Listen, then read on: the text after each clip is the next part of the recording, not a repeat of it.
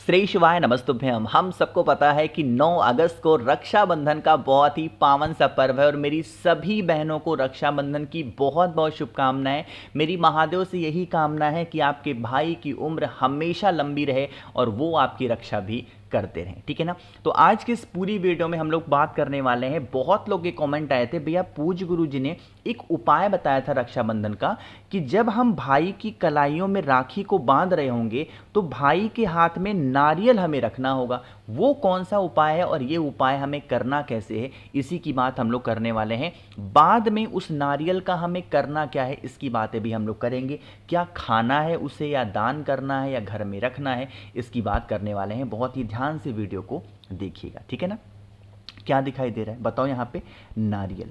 अच्छा एक बात और बता दूं, नारियल आपको पता है कई टाइप के होते हैं। एक सूखा नारियल होता है, एक होता है हरा वाला पानी वाला नारियल होता है ना, एक होता है ऐसे जूट वाला नारियल। तो आपको कौन सा नारियल चाहिए होता है बताओ, जूट वाला नारियल। लेकिन जूट वाले नारियल में भी दो टाइप होते हैं। कौन कौन से होते हैं? एक होता है पानी वाला और एक होता है बिना पानी वाला। तो कभी भी कोई भी पूजा पाठ के लिए जब भी नारियल इस्तेमाल करना तो बिना पानी वाला मत लेना। नारियल को मार्केट में जाना जब खरीदने के लिए तो अपने कान के पास में इस नारियल को हिला के देखना, इसके अंदर पानी ज़रूर होगा तो बजेगा कान के पास आपके, ठीक है ना। वही वाला नारियल खरीद लेना। अब तो देखो रक्षाबंधन है तो हो सकता है 5-10 रुपये महंगे मिले, बट 40 रुपये के आसपास आपको मिल जाएगा, ठीक। एक नारियल ले लो। नारियल लेने के बाद में क्या करना है, आप अपने भाई की कलाइयों में जब रक्षाबंधन बांध रहे होगे ना तो आपको दो चीज़ों का ध्यान देना है। मेरी बातों को सुनिएगा। वो दो चीज़ें कौन सी हैं? सबसे पहली चीज़ है कि आप अपने भाई का जो मुख होगा वो साउथ डायरेक्शन नहीं रखेंगी। दूसरा, आप जब राखी बांधने जाएंगी तो आपका मुख साउथ डायरेक्शन नहीं होना चाहिए। दक्षिण दिशा में हमेशा पितरों को याद किया जाता है, इसलिए कभी भी हमें राखी बांधते समय अपने भाई का मुख या फिर आपका मुख दक्षिण दिशा में नहीं होना चाहिए, ठीक है ना। राखी बांधने से पहले आप लोगों को अपने भाई के मस्तक पर तिलक लगाना है। कौन सा तिलक लगाना है? रोली या कुमकुम। कुछ लोग सिंदूर का इस्तेमाल करते हैं जो कि बहुत बड़े दोष का कारण होता है। सिंदूर का इस्तेमाल कभी भी तिलक में नहीं होना चाहिए। लाल चंदन लीजिएगा या फिर लाल रोली ले लो, लाल कुमकुम ले लो, उसको तिलक लगा करके और चावल का 2 दाना आपको उस चंदन के ऊपर पहले चिपकाना है। पहला नियम तो ये है। दूसरा नियम क्या है? अभी अभी मैंने जो आपको नारियल दिखाया, जिस हाथ में क्या, दाहिने हाथ में तो बांधोगे, तो आपको क्या करना है, अपने भाई के हाथों में नारियल को पकड़ा लेना, ठीक। नारियल पकड़ाने के बाद में क्या करना है, आप उसके हाथों में कलाइयों में उस रक्षा सूत्र को बांध देंगे, ठीक है ना। इस चीज़ का भी ध्यान रखिए। बाकी गिफ्ट देना गिफ्ट लेना ये आप लोग के अपने स्वेच्छा के ऊपर मैं छोड़ देता हूँ कि क्या देना चाहिए क्या नहीं, क्योंकि हर एक घर की परिवार की अपनी अलग स्थिति होती है। कोई 50,000 का फ़ोन दे देता है, कोई 50,000 का, कोई 5 करोड़ का घर दे देता है, तो कोई 500 देता है, कोई 50 रुपये देता है। तो ये हर अपने घर की प्रॉब्लम होती है, सिचुएशन है। जैसा आपके घर की स्थिति हो उसी हिसाब से गिफ्ट दिया करो, उसी हिसाब से काम किया करो। किसी की देखी देखा, किसी के देख करके भड़कावे में आना, किसी की वीडियो को देख करके नहीं हम भी ऐसे करेंगे, नहीं, ऐसा कुछ नहीं है। जैसे जितनी आपकी क्षमता है उसी हिसाब से काम करो, ठीक। अब सबसे बड़ी बात आती है कि भैया ठीक है सब कुछ समझ में आ गया, लेकिन अब ये बता दो कि नारियल जो है ना, इस नारियल का हम करेंगे क्या। अब भाई के हाथों में तो नारियल आपने बांध दिया। अच्छा मान लो कि आपके पास में 5 भाई हैं, तो क्या पांचों के हाथों में नारियल रखेंगे क्या? तो ये नियम तो कहता है कि सभी भाइयों के हाथों में अलग अलग नारियल होना चाहिए। बट अगर आपके घर की स्थिति उतनी अच्छी नहीं है, पैसों की किल्लत रहती है ना, तो क्यों ही लेना 5। एक भाई के हाथों में नारियल बांध दो, वही नारियल दूसरों को पकड़ा दो, वही नारियल तीसरे को पकड़ा दो, वही चौथे को, वही 5वें को, जितने भाई हो सभी के हाथों पकड़ा दो। बाद में उस नारियल का क्या करना है, आपके पास में 2 ऑप्शन है। पहला ऑप्शन तो ये है कि आप इस नारियल को 15 दिनों तक अपने घर पे रख लो और फिर इसे नदी, तालाब, सरोवर, कुआं, बावड़ी में विसर्जन कर दो। दूसरा नियम क्या है, अगर आपके घर के पास में कोई पंडित जी रहते हो तो इस नारियल के ऊपर कुछ 5, 10, 11 रुपए दक्षिणा रख करके ये नारियल उनको भेंट दे सकते हो, किसी के काम आ जाएगा, ठीक है ना। करके देखिए इस काम को, इस उपाय को। आपके भाई की उम्र भी लंबी होगी और वो जीवन में हमेशा तरक्की भी जरूर करेगा, ठीक है ना। आगे बढ़ते हैं अब इस वीडियो के हम लोग अपने दूसरे उपाय की तरफ, जो कि हमें करना है सरसों के तेल के साथ में। क्यों सरसों के तेल के साथ करना है? क्योंकि हम ये उपाय स्पेशली कर किस लिए रहे हैं? रक्षाबंधन पे कर रहे हैं, और राखी हमारा कब पड़ रहा है? शनिवार के दिन पड़ रहा है। तो अगर आपको ये चाहिए कि हमारा भाई कभी जीवन में बीमार ना पड़े, देखो ये उपाय आज हम लोग करने वाले हैं जो भाई बहन के रिश्तों को मजबूत कर सकता है, उनकी सेहत का ध्यान रख सकता है, उनके जीवन में पैसे की बरकत करेगा। आज हम उसी की उपाय बात करेंगे, ठीक है ना। तो ये उपाय किसके लिए होगा? रोग मुक्ति के लिए होगा।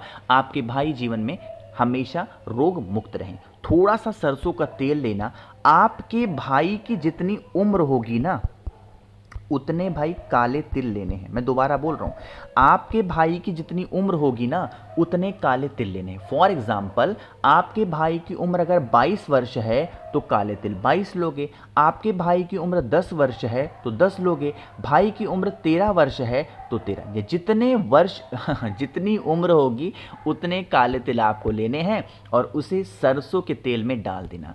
सरसों के तेल में डालने के बाद में जाना कहाँ है? शनिवार का दिन है और पहुंच जाना है पीपल वृक्ष के नीचे। अगर पीपल पेड़ के नीचे नहीं जा सकते हो तो भोले शंकर के शिवलिंग के ऊपर भी समर्पित कर सकते हो, कहीं पे भी चढ़ा दो।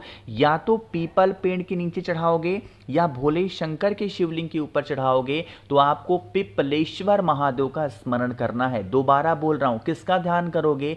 पिपलेश्वर महादेव। महादेव तो इतने भोले हैं ना, उनको जिस वेश में चाहोगे उस वेश में आपको मिलेंगे। पीपल पेड़ के नीचे पूजा करोगे तो पिपलेश्वर बन जाते हैं। बरगद पेड़ यानी वट पेड़ के नीचे पूजा करोगे तो वटकेश्वर बन जाते हैं। तो इतने भोले हैं अपने भोले बाबा, तो घबराना नहीं है, आप इस उपाय को जरूर करिएगा, ठीक है ना।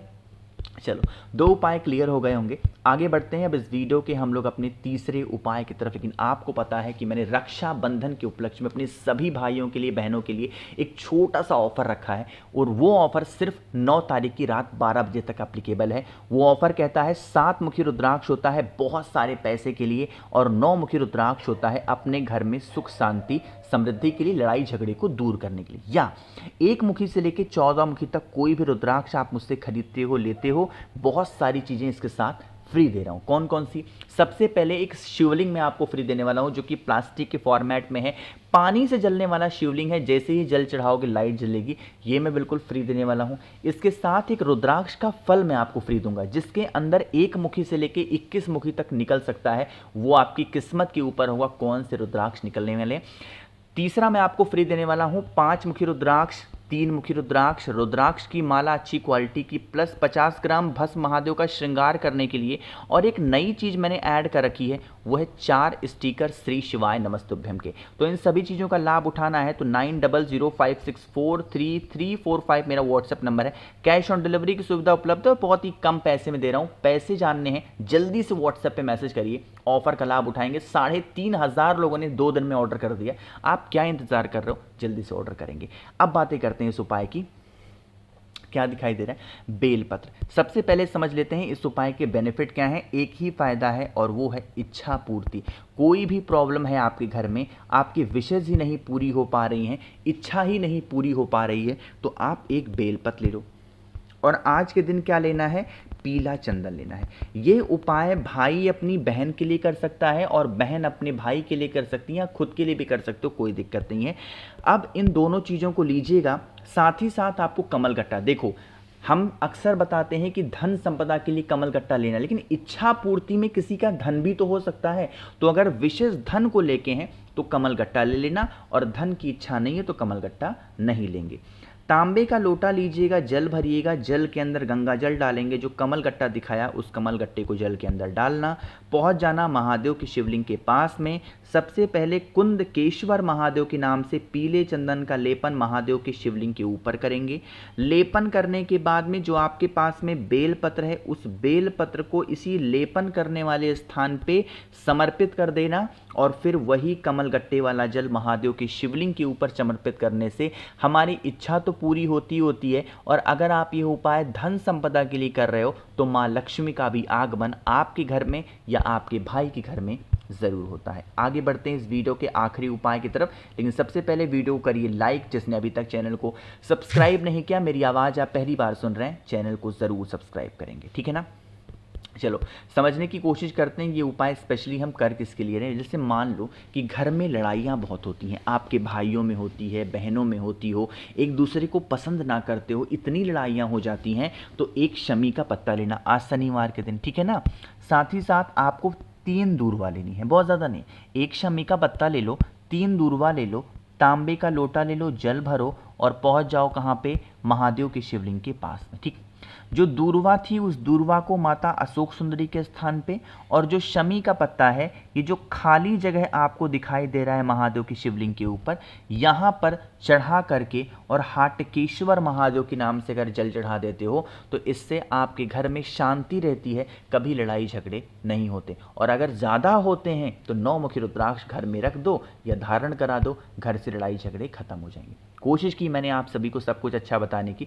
वीडियो पसंद आई हो तो लाइक करिएगा, कुछ पूछना है नीचे कमेंट सेक्शन में पूछें, और मेरे जितने भी भाई बहन आवाज़ आज मेरी पहली बार सुन रहे हैं चैनल को ज़रूर सब्सक्राइब करेंगे। श्री शिवाय, नमस्तुभ्यम।